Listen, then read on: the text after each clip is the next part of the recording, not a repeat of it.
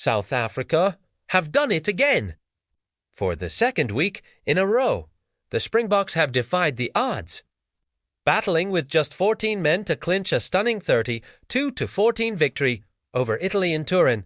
But this win is shrouded in controversy, and the rugby world is buzzing.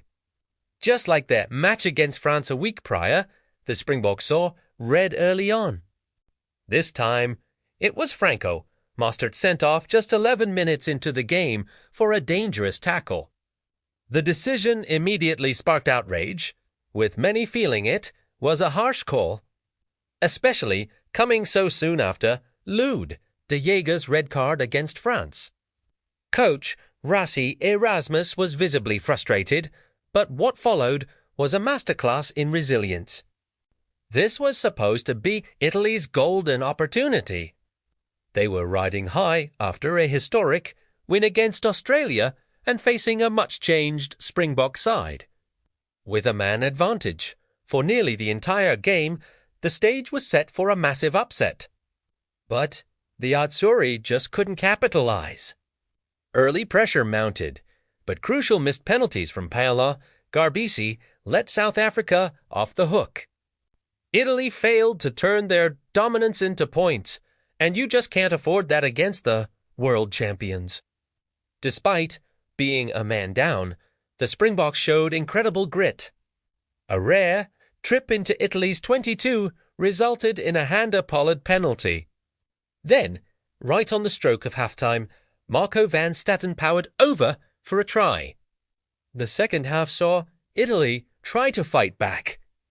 2 Garbisi penalties closed the gap to just 1 point, making it 10-9. The home crowd was roaring, sensing a comeback. But the Springboks held their nerve. Another Pollard penalty and a try from Morn van den Berg stretched their lead again, putting them back in control.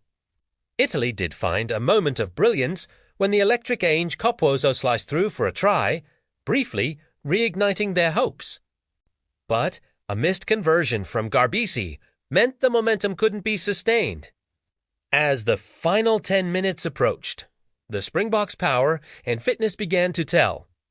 The Italian spirit was finally broken as Grant Williams and then Ethan Hooker crossed the line for tries, sealing a comfortable win in the end.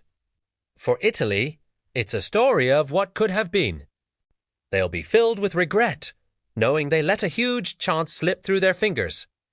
Their inability to make the extra man count and their reliance on ineffective grubber kicks near the try line ultimately cost them the game. After the match, the focus returned to the red card. Springboks coach Rassie Erasmus chose his words carefully, but his frustration was clear. He pointed out the immense pressure these calls put on his team and the personal sacrifice made by Captain Siya Kolisi, who was taken off early in both matches to adjust for the red cards. Erasmus questioned the consistency of the officiating, especially concerning tackles involving tall players.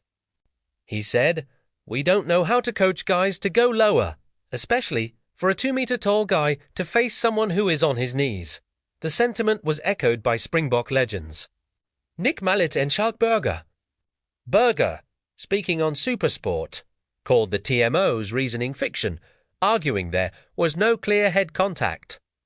Mallett went even further, calling it a fabrication and suggesting that such game-altering red card decisions should be taken away from the on-field and given to ATMO in a bunker for a more considered review. The debate rages on. Was it a fair call? Is the game becoming too difficult to officiate? And how did South Africa manage to look so dominant while playing with 14 men for the second week running?